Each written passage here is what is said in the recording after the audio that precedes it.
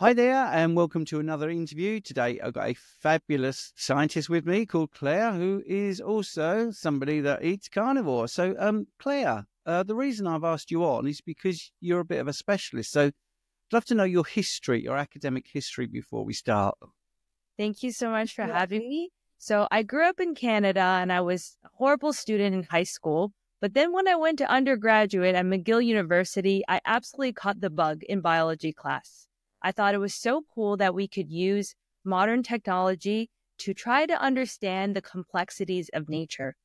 And studying through my undergraduate, I realized I was really interested in the origins of things. So I wanted to study stem cells that gave rise to the human embryo for my PhD. And I was lucky to have been awarded a full scholarship at the University of Oxford to do this. And furthermore, I think my approach to all of this was just from a very curious perspective. And I approached my interview in that way, that I really wanted to address the root cause. I wanted to understand what was upstream leading to all the development in life.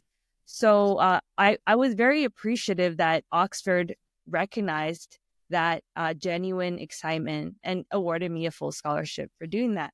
So I studied stem cell biology for my PhD. And then afterwards, I was interested in applying this knowledge to a more clinical field, clinical application. And so I next went on to try to model infertility in a dish. And interestingly, this was all work I was doing in the UK. And while I was doing that, so what we know is that it is notoriously difficult to make sperm and egg in a dish. And what I found was actually, in order to do that, I had to work with things like mTOR, which is nutrient sensing. Apologies if I go into too much detail. I'll try to explain all of them. So mTOR is actually balancing mTOR and autophagy, which I will go into more detail later, can actually massively remodel the DNA and be able to more likely make sperm and egg in a dish.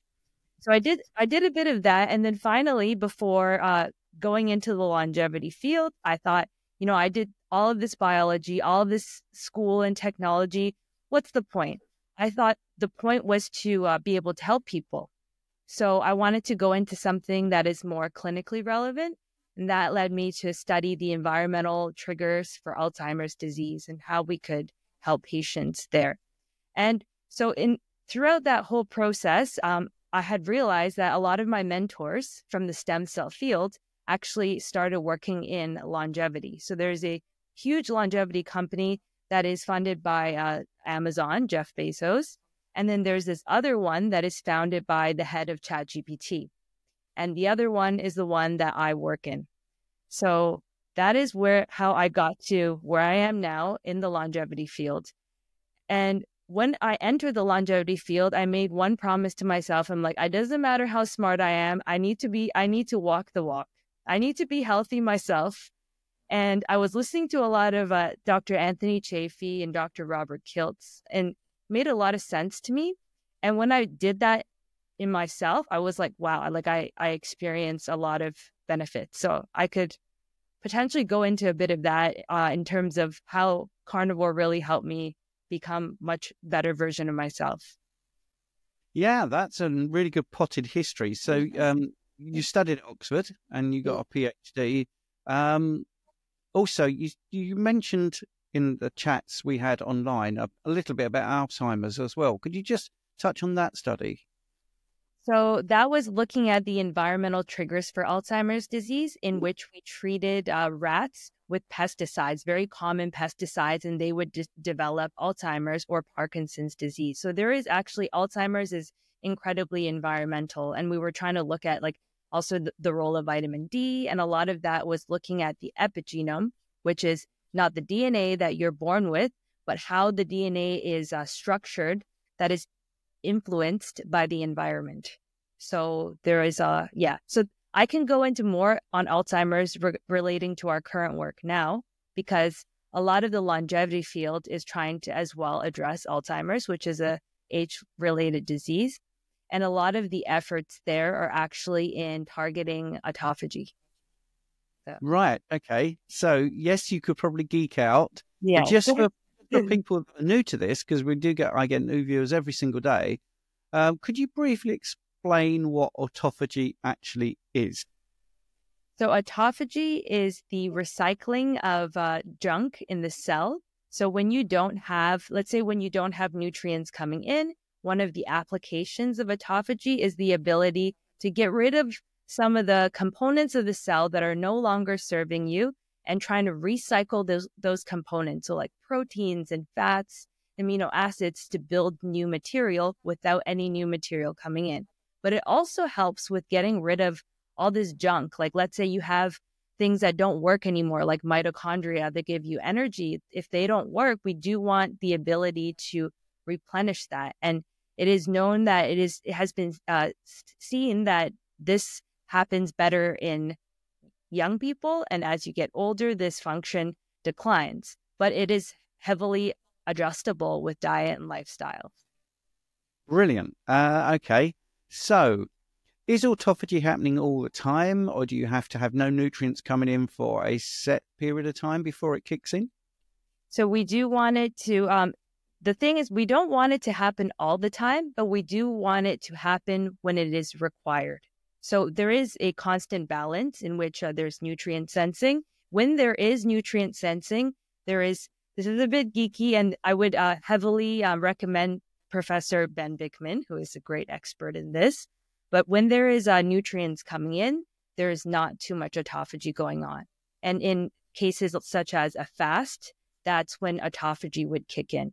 But it's not like if you, so in a carnivore situation, we don't really spike insulin because we don't have a ton of sugar. So autophagy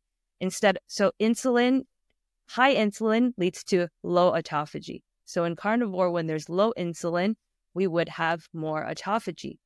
But in carnivore, it's not like we're always undergoing autophagy, because autophagy means that we're breaking tissues down. And we don't always want to breaking cellular material down. We don't always want that. In the case of carnivore, we also increase things like insulin like growth factor, and that could lead to less autophagy. So the point is, we don't want autophagy to happen all the time, but the trend is that as we age, autophagy goes lower and lower, such that we do not get proper recycling and replenishment of faulty materials in our bodies. Yeah, excellent. And I suppose at its most basic, if there's high levels of insulin, that's sort of indicating that there's plenty of nutrients in the system, because you need that insulin to be anabolic, to make things happen. You also snuck in a little other geeky thing, which was mTOR. Do you want to explain that in sort of basic language? Yes. So mTOR senses growth factors that come in, such as proteins, and that then regulates. Actually, mTOR leads to building. mTOR actually also regulates autophagy. So it's all kind of related. And so these are some of the things indeed that the longevity community, and I will not really get into the supplements and things like that because I personally don't take any of that, but these are the things that longevity, like geeks want to try to target, because they want to bring mTOR down. When mTOR is low, autophagy can be high. So I would say, yes, I bring in mTOR, and there is also another thing that regulates sugar, the glucose pathways, that's called AMPK. These are all things that, are the main things of longevity pathways, and they all actually lead to regulate autophagy. So there's a lot. The final thing is the final effector that a lot of these, and I would just quickly, I guess I would briefly mention that this is why, so there was a wave of longevity companies that came about in 2020. And the reason why is that we kind of realize that we're now at a point where we understand enough about longevity biology, and that a lot of diseases of aging, like Alzheimer's, heart disease, etc., are driven by these aging mechanisms. And if we can target these things, such as autophagy, we can hopefully help with some of these age-related diseases. Excellent. Yes, and it's good. We'll get into your work a little bit more, but I just want to know a little bit about you as a person as well, because as you said, there's not many people doing longevity and carnivore, which makes no sense because it seems to be the optimal nutrition. But you spent 10 years as a vegan before all this, I believe.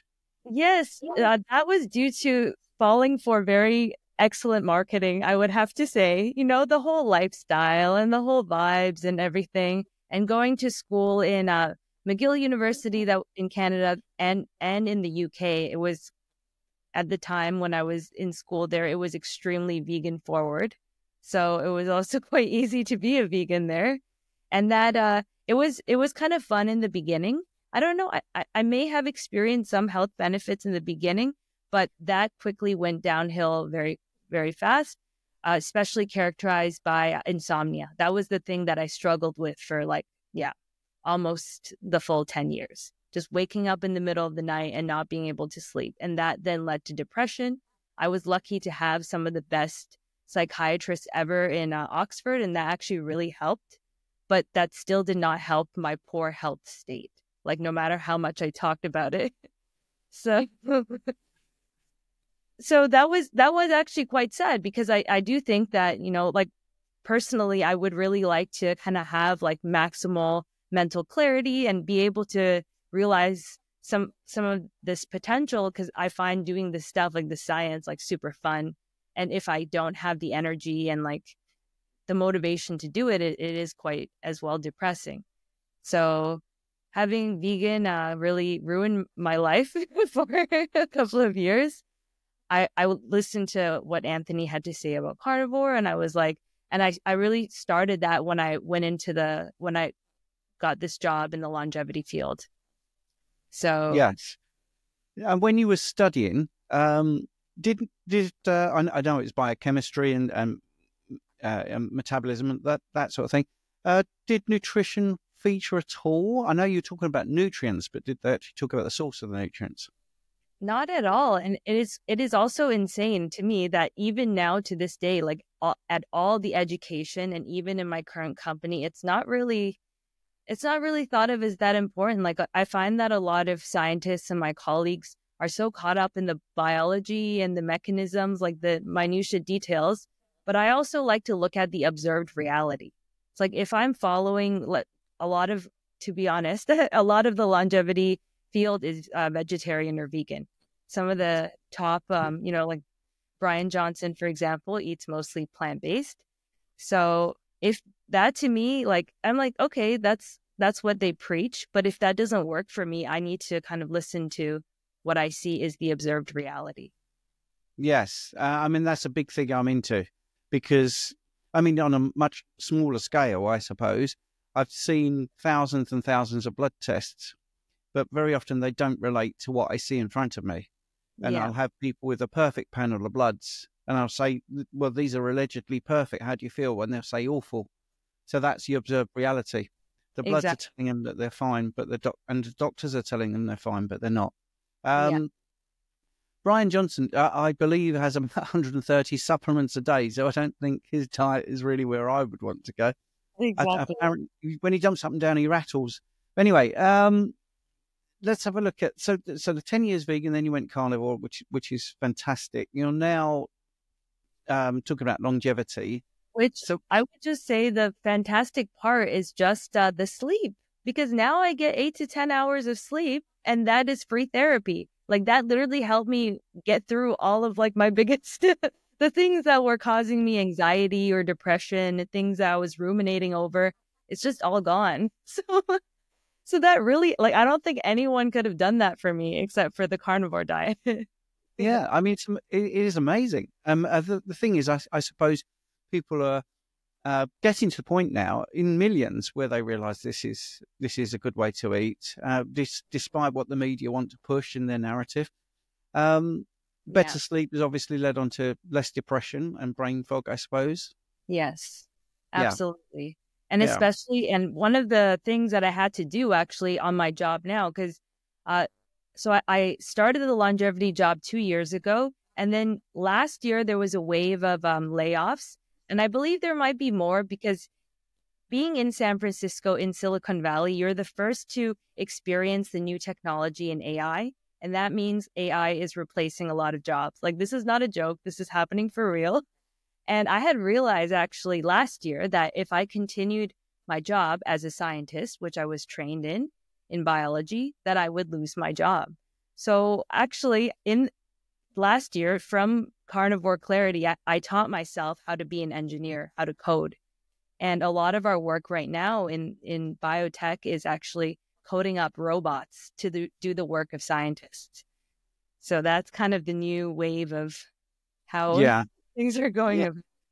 My run-ins with ChatGPT are legendary, and I always screen share when ChatGPT apologizes for misreading data. And I mean, time and time again, I've written a couple of books where I've included pages where I've actually interrogated ChatGPT and said, I don't agree with what you told me, and here's why. And then it just apologizes. I actually had it saying something like, I know it's supposed to sound like a human. Oops, I have pushed a narrative without the required data. So it's actually said that. So I think AI has a good place, but it's still driven by what you put into it, isn't it? I suppose it's analogous to what we just said about nutrients. Yeah. If you put in, it can only respond from the data that's going in. It's not making novel observations because it's still gathering that info. I mean, when Albert Einstein was asked about common sense, because some of his theories didn't seem to have common sense, and obviously, subsequently we've proven that some of what he said that didn't make much sense seemed to be true. He said common sense is still the collection of data, your own experiences for the first 18 years of your life. That's what your common sense is based on. But there is other types of common sense, and I think that's quite fascinating. But anyway, right. I've gone off the subject. Sorry, Claire.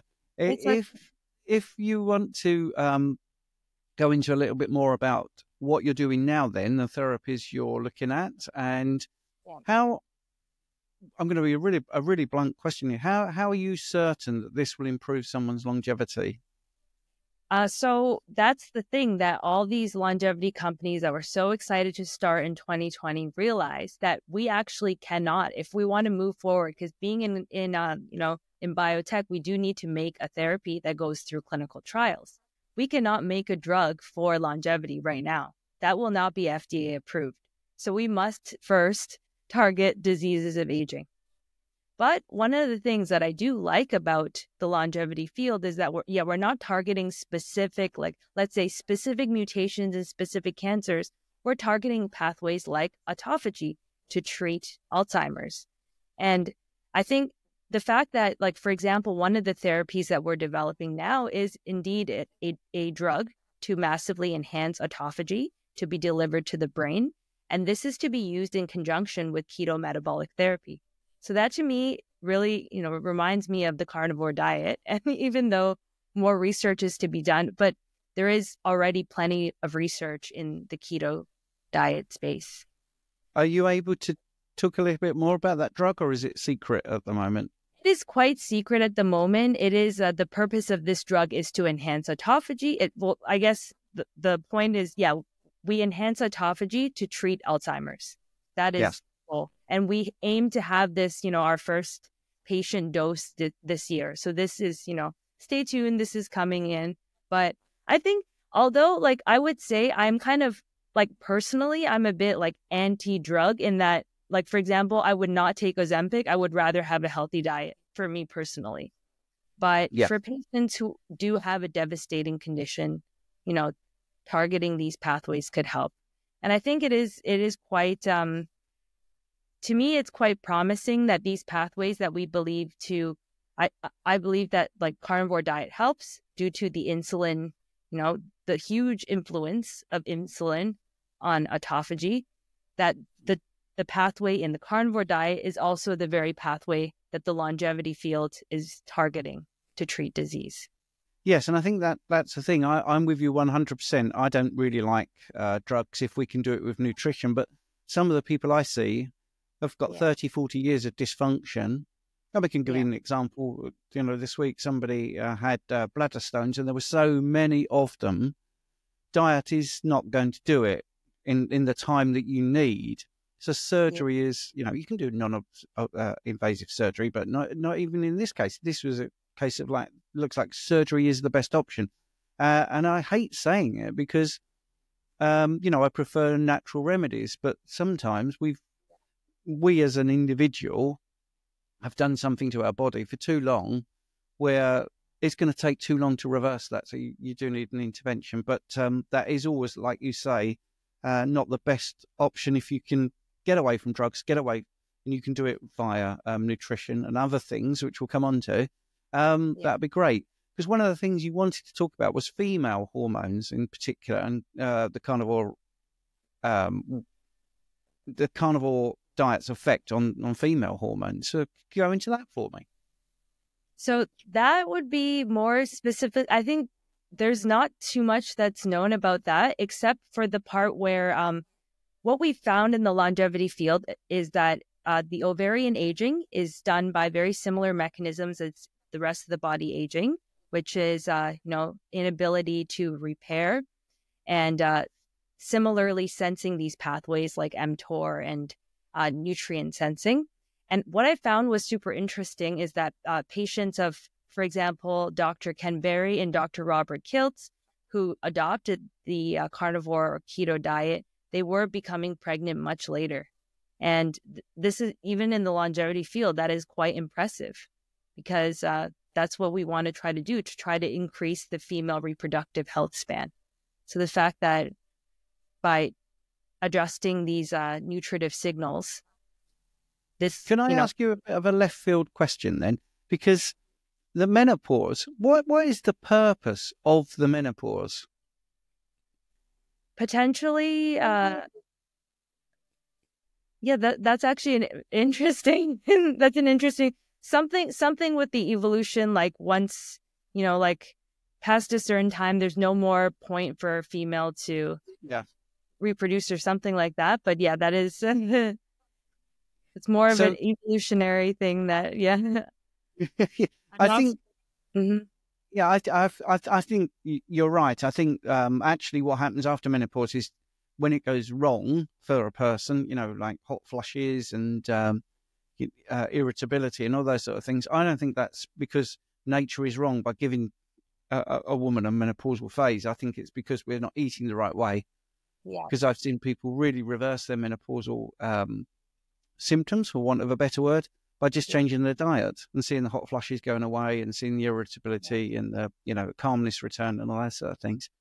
Right. I do like to cover what you've mentioned that you're interested in, because nothing beats a real conversation. This is a real conversation, not scripted.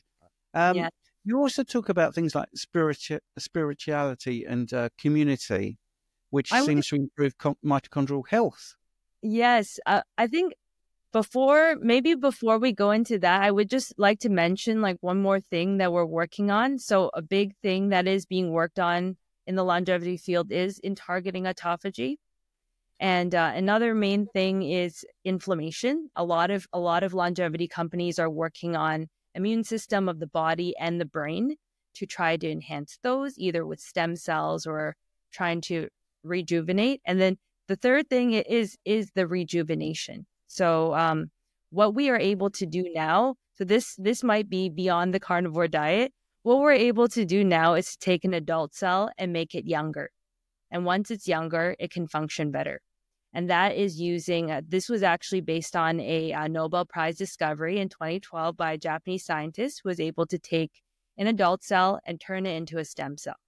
And we're now using this type of technology, not turning it all the way back to an embryo, but using a partial, like a slight hit of these factors to try to make old cells younger. What has on this approach, the proof of concept of this approach is that scientist David Sinclair, who is a very famous longevity scientist, was able to has brought this in clinical trials where he's able to make blind people see again. So this is another kind of part of the longevity field that we're using these factors, and now more and more so using intelligent AI design to make them even better, to try to target things like hearing loss or like specific, like arthritis. So we can reverse these conditions that previously were thought to be kind of irreversible with rejuvenation technology. Wow, that's very interesting, especially for me. As you know, I don't know if you know, I'm hard of hearing. I wear hearing aids, I lip read, and all that. Yeah. So, how could I improve? What could I do to reverse my hearing loss? Then what? Well, use this technology. No, I'm kidding. But this is, I guess, the technologies that would help with that are stem cell therapies or this rejuvenation. And this rejuvenation technology, what it really means, though, is that we're forcing the expression of certain genes, very select, specific genes, either real genes or ones that we've made with AI that are supposed to be even better. And those are supposed to turn on youthful programs in the cell to try to be able to replenish your hearing. And is this something like a supplement? Is it or an injection, or is it something you have to visit a clinic to have done to you? What happens? This would be a clinic. This would definitely be like more involved process. Yeah, like injection. So this is to look forward to in the future.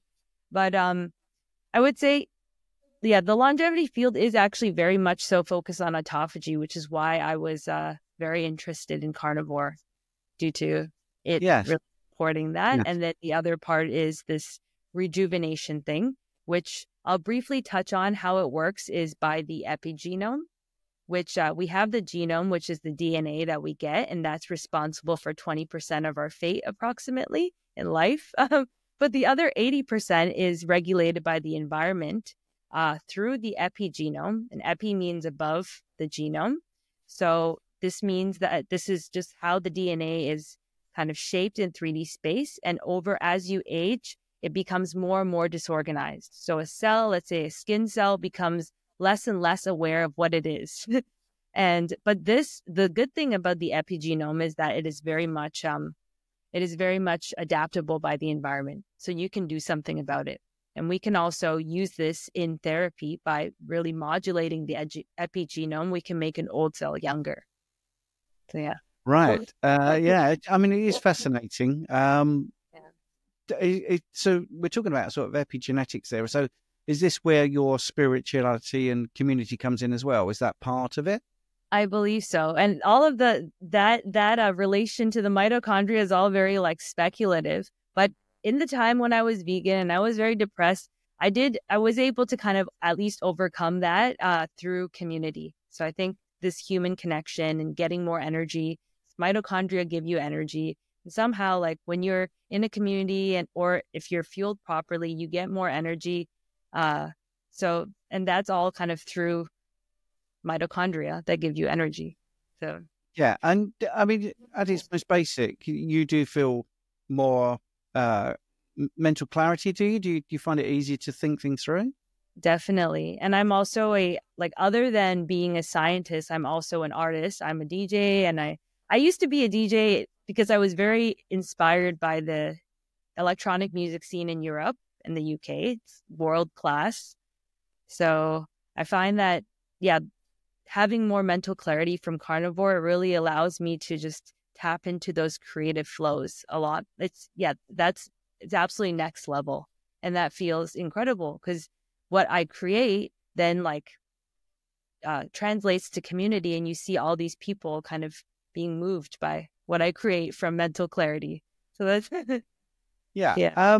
When you went carnivore, did you find friends and family, especially as you're sort of an academic, did you find everybody was anti what you were doing and thought you was crazy? Absolutely.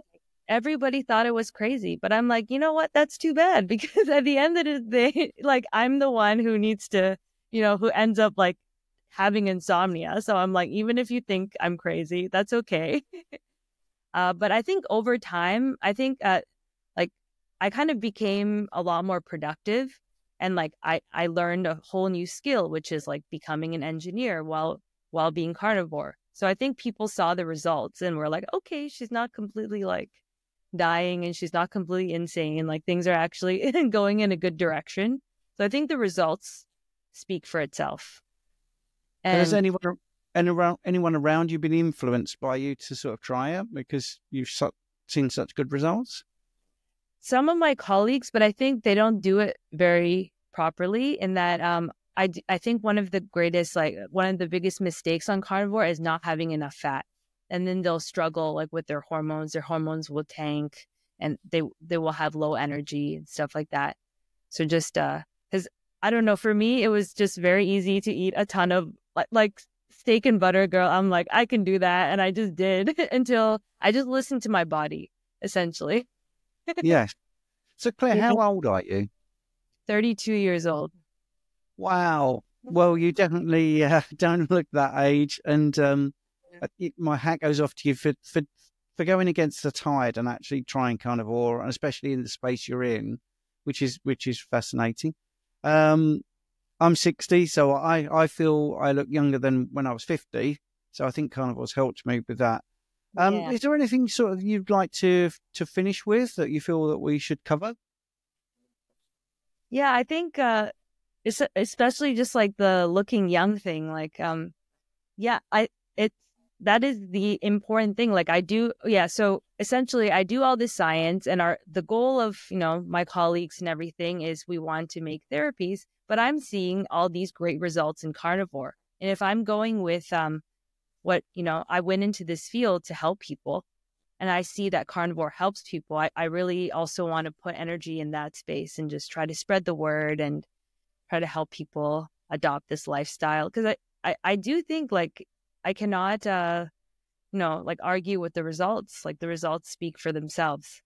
And I also think it's quite important. Like there's a lot of scientists, and we know a lot of things in like the biology, but I also really value doctors and health coaches like yourself, because you guys, like a lot of the research that we come up with are done in animals or insects. And we're not really sure how it translates to humans. There's not actually that much autophagy data in humans, for example. So I think it is highly valuable when doctors see what happens in their real patients by applying principles like carnivore or fasting. It's super valuable because even though we have all the knowledge and all the papers, it's not the same as applying it to real humans. So yeah, and I loved your phrase about observed reality, because that is my big thing. And so many people have reversed kidney function from stage 5 and improved it incredibly. Got off literally, I would say I must know at least 1,000 people in the last 10 years that have reversed their type 2 diabetes, got off their diabetic drugs, and lowered their blood pressure, got off their blood pressure medication. So I see it every single week, these improvements in real people. Which is so important. And because like these longevity therapies, for example, they're going to take ages to get through clinical trials and everything. And I'm like, some people are suffering now. So what can we do to help them?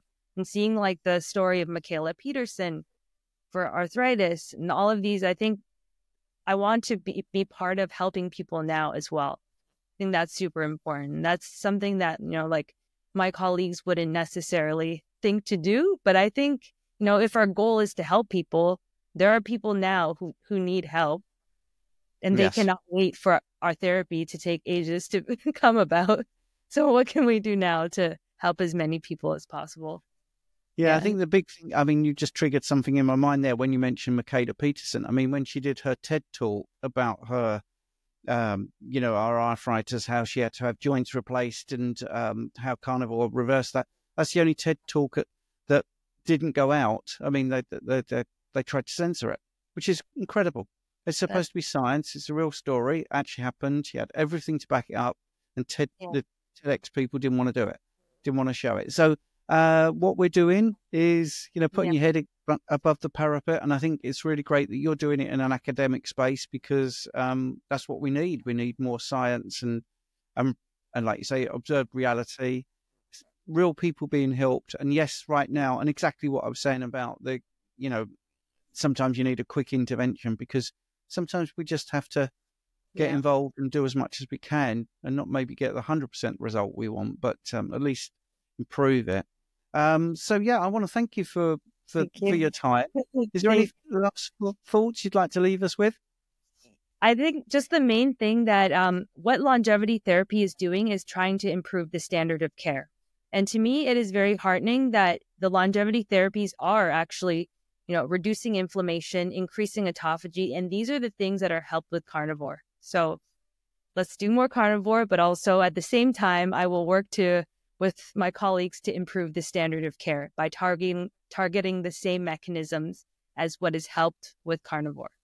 There we go. It's brilliant.